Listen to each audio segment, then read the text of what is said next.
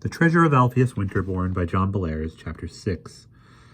The next day, right after lunch, Miss Eels picked Anthony up, and they drove out to Rolling Stone to the auction. It was a beautiful day, the last day of August, but chilly with a hint of fall in the air. When they got to Rolling Stone, they found that a good-sized crowd had already gathered on the lawn of the house where the auction was to take place. It was the house of a lady named Bjornson, who had died at the age of 94.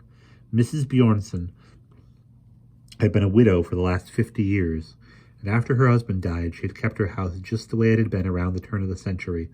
All the furniture was old-fashioned, and there were even gas lamps on the walls, even though they no longer worked. In addition to this, Mrs. Bjornson had been a great buyer of antiques. She had gone to a lot of auctions in her life, and she had bought a lot of things, some of them quite valuable. Now she was dead, her own things were being auctioned off. Anthony and Miss Eels walked through the old stale-smelling house and then poked around among the furniture and other odds and ends that were scattered on the lawn waiting to be sold. There were bureaus and commodes, marble-topped tables, oil lamps, sets of dishes, and boxes of old records, and a crank-up phonograph, an Atwater Kent radio, and all sorts of weird-looking doodads and whatchamacallits. Miss Eels opened and closed drawers and peered into pictures and almost dropped a heavy old-fashioned flattering on her foot. Anthony got a little worried watching her because every time she turned around she would bump into somebody or something. Finally, she broke a small vase. She took the pieces up front to the auctioneer, who was just getting ready to climb onto his stand. His name was Mr. Gegenfurthner. He was a big red-faced man who ran a clothing store in Hoosac and did auctioneering because he liked it. He and Miss Eels were old friends. When he saw her coming toward him with the broken vase in her hands, he grinned. "Well, hello, Myra. Did you break that Ming vase? That'll be $45,000 if you don't mind. Come on, hurry up, pay." "Oh, be quiet, Charlie. How much is it really worth?" "I'd say about 35 cents. Give me a quarter and I'll let you go. Say, who's your friend there?" "This is Anthony Monday. He works at the library." "Anthony? This is Mr. Gegenfurthner." "Hi," said Anthony shyly. A few minutes later, Anthony and Miss Eels were back out on the lawn, milling around with the crowd. Mr. Gegenfurthner had started auctioning things. Anthony loved to listen to him babble. Three, who will give me three? 3 1/4, 3 1/4, $1/4, $1/4. It was like a foreign language that Mr. Gegenfurthner was speaking. Anthony couldn't figure out how anybody managed to follow the bidding, but they did. People held up their hands and yelled things, and items got sold. Books and pictures and tables and chairs and vases. So far, Miss Eels hadn't bid on anything. She was still inspecting the goods. Anthony was beginning to get bored. He wandered off by himself and sat down on a glider, a kind of porch swing that looks like a sofa, that had been hauled off to the porch and left under a big elm tree. As he rocked back and forth, he found that he was singing Acorns Up and Windows Over in time with the squeaks. It was no use. It was just no use. He couldn't get the poem or the treasure out of his mind. Suddenly, he stopped swinging. He planted both feet on the ground and stared fixedly as if he had been hypnotized. Not far away from him was Hugo Philpotts, holding what appeared to be a small picture in a wooden frame. Hugo Philpotts, the man who had changed his $10 gold piece at the bank, the man who was related to Alpheus Winterborn. As Anthony watched, Mr. Philpotts carefully examined the picture, or whatever it was. He turned it over, and as he did so, something flashed in the sun. The thing he was looking at was a mirror. Suddenly, there popped into Anthony's mind the title of Alpheus Winterborn's mysterious poem, Mirror, Mirror. The title didn't seem to have anything to do with the poem. And once, when Mrs. Eels was trying to help Anthony with the poem, she had guessed that the title might have something to do with an object you were supposed to be hunting for instead. Mr. Philpotts was really interested in this mirror. He examined the back of it and stared at one corner down the bottom for a very long time. Finally, he set the mirror down. When Mr. Philpotts left, Anthony slowly walked over to where the mirror lay. He knelt down and looked at it. Like Mr. Philpotts, he turned it over and examined the back, especially the lower part. Then he jumped up and ran to get Miss Eels. Miss Eels, however, was having her own problems. She had somehow managed to get her foot wedged into a small brown crockery jug. 2 men were trying to get her out. Mr. Gegenfurthner held her down on a couch while the other man tugged at the crock, but the foot wouldn't come out. When Anthony arrived on the scene, he was out of breath and excited. "Hey, Miss Eels, I've been looking all over for you. We got to... Oh, my gosh, what's happened?" "Well, you may ask," groaned Miss Eels. "I was only climbing over a pile of stuff to get from one place to another, and then I managed to do this to myself." Miss Eels winced as the man tugged again. All of a sudden, the jug popped loose, and Mr. Rusk, the man who had been doing the tugging, careened off across the lawn and slammed into the back of a lady who was peering into an old chest. The lady fell forward over the chest, which snapped shut on one end of a long feather boa that she was wearing. When the lady got her wind back, she found that the trunk lid had chopped off one end of her boa. She started to rant at Mr. Rusk, who began to rant right back at her. Miss Eels covered her face with her hands. "Miss Eels," said Anthony, tugging at her sleeve, "I want you to come over here and see something. It's important. It really is." Okay. Keep your shirt on. I'll be with you in a second." Miss Eels stopped long enough to tell Mr. Geegan further that she hoped he could get through the rest of the auction without any more disasters. Then she followed Anthony across the lawn. "Look," said Anthony excitedly. Miss Eels looked. What she saw was a small antique mirror. It was about 2 feet long and a foot wide. Mounted above the looking-glass part of the mirror was a small painting. It showed a house with a red roof and green shutters standing between 2 trees. The sky in the background was gray, except down near the horizon where it was red. It looked the way the sky looks sometimes on a cloudy day just after the sun has gone down. The frame of the mirror was made of wood, and it was fairly elaborate. Across the top of the mirror ran a little ledge. It hung out over the front and sides like a canopy. The ledge had knobs on it. They were funny little knobs. That looked like acorns. "Well," said Miss Eels. She was impatient to get back to the auction, and she was still pretty flustered. "Look, Miss Eels, don't you see? They're acorns, the ones in the poem. You said we might have to look for a mirror, and here it is. I was only making a suggestion, Anthony. You can't really think that..." "And look at this," said Anthony. He knelt down next to the mirror and tapped the painting. "Did you ever see windows like these? Look at..." Miss Eels bent over and looked closely at the painting. The house had 5 windows, and each one looked like this. Let's look at it a little bit longer. "My lord," she said, "that is odd. It looks like the old mansion. It used to have a red roof and green shutters, and it still has these funny windows in front with 5 little panes in them." "And how about this?" exclaimed Anthony triumphantly. He took the mirror in his hands and turned it over. There was a slab of wood on the back, held in place by bent nails. In the lower left-hand corner of the slab, 3 letters had been scratched into the wood. ATW. "It's him. It's Alpheus T. Winterborn," said Anthony. "Don't you see? This mirror is supposed to go with the poem. It tells how many acorns and windows there are. It all works out, like on a treasure map." He looked hopefully at Miss Eels, who was scratching her chin and thinking.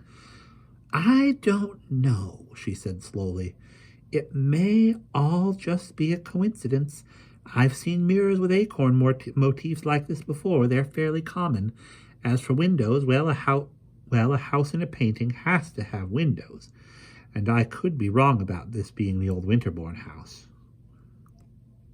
"Yeah, but windows that look like 5s on playing card, like the 5 on playing cards?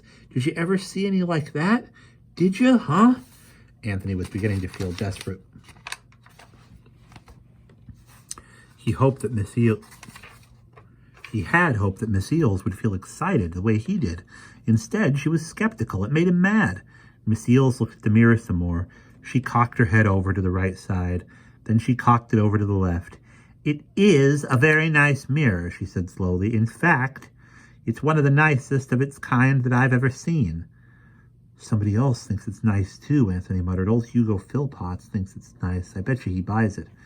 Miss Eels turned and stared at Anthony. "Hugo Philpotts? Is he at this auction?" Anthony nodded his head firmly. "Sure, didn't you see him? He's over there somewhere right now." Anthony pointed off toward the house. Sure enough, there was Hugo Philpotts, standing on the lawn near the front porch. He was opening and closing the doors of a large mahogany wardrobe. Miss Eels' eyes opened wide. Well, now, isn't that something?" She scratched her chin and pursed her lips. She seemed to be thinking. Of course, it stands to reason, she said at last. He collects antiques. His house is full of them, and he has a lot of money to spend on such things. On top of all that, this is a mirror that used to belong to his uncle. He must have seen the initials scratched in the corner. I imagine he'll bid on it. No, don't let him, said Anthony suddenly. I mean, don't let him get it. He might find the treasure before we do. Miss Eels heaved a deep sigh and shook her head. She sat down on a rocking chair that stood nearby and began rocking back and forth. There was a silence for what seemed like a fairly long time. Finally, Miss Eels spoke up. Anthony? Yeah? Mr. Philpotts probably doesn't want this mirror because it's connected with any treasure. He wants it because it belonged to his uncle. That's why. Oh, yeah? How do you know? I don't know for sure. I'm just guessing the same as you are. Anyway, if the mirror is what you say it is, he doesn't need to buy it now that he's seen it. He can just count up the acorns and spots on the windows, can't he? Yeah, he could. But what if there was something hidden inside the mirror that tells you where to do the counting? I mean, maybe you're supposed to count up and over on a wall someplace, and the message inside tells you where to go. He would have to have the mirror to get the message, wouldn't he? Yes, assuming that there is a message. But you're just guessing, Anthony. Don't you see that? Couldn't you just buy it and take it home and see if there are any secret messages inside? Miss Eels heaved a very deep sigh. She stopped rocking and got up. Tell you what I'll do, she said. I'll bid on it. But if the bidding doesn't run higher, than $35, I'll take it. I've only got $35 in my purse. I left my checkbook at home on purpose on account of I always spend too much money at these darned auctions. There now, will that satisfy you? Anthony beamed. Sure, Miss Eels. Thanks a lot. Wait till we get it home. We'll take it apart and we'll find something. I know we will. Come on then, said Miss Eels, laughing. Let's go up front and see how the bidding is going. Mr. Firthner was in great form. He rattled off the bids machine gun fashion, and one by one things disappeared from the lawn. Finally, a freckle-faced boy who worked for Mr. Firthner brought a mirror up to the auctioneer's stand. Anthony could hardly contain his excitement. He looked around to see if Mr. Philpotts was still in the crowd. He was. And here, said Mr. Firthner, holding up the mirror, we have a genuine antique mirror adorned with carved wooden acorns and a lovely little painting eggs executed on glass. Now, how much am I bid? And so it started. Miss Eels bid $5. Hugo Philpotts up to 10. Miss Eels said $10.50. Hugo said 11. Back and forth the seesaw went. Nobody else wanted the mirror. It was just the two of them battling it out. Miss Eels glared across at Hugo, and he glared right back at her. They had never been friends, and at that moment they were bitter enemies. Miss Eels didn't believe the mirror had anything to do with any treasure, but she was so mad at Hugo Philpotts for bidding against her that she would have bid $1,000 if she had the money on her. Pompous old conk, she muttered under her breath. Thinks he can have anything he wants. Well, we'll see. I hear $35 to the lady down in front, bellowed Mr. Further, pointing with his gavel at Miss Eels. Do I hear 30? 30, called Hugo Philpotts as he looked across at Miss Eels and gave her the dirtiest look imaginable. She gave him an even dirtier one and said 35. Then she leaned over and whispered to Anthony, that's as high as I can go. I hate to let that creep have his way, but there's nothing I can do. We're sunk. Anthony dug into his pocket and pulled out a wadded and very wrinkled $10 bill. Here, Miss Eels, he said in a shaky voice. I brought it along just in case. It's the money from the gold coin. Take it, please. Hugo Philpotts raised his hand and said, 40, in a loud, clear voice. Miss Eels didn't know what to do. She didn't want to take Anthony's money, but it was very clear that Anthony wanted her to buy the mirror. In that moment, he wanted it more than anything in the whole world. Miss Eels felt flustered and hurried.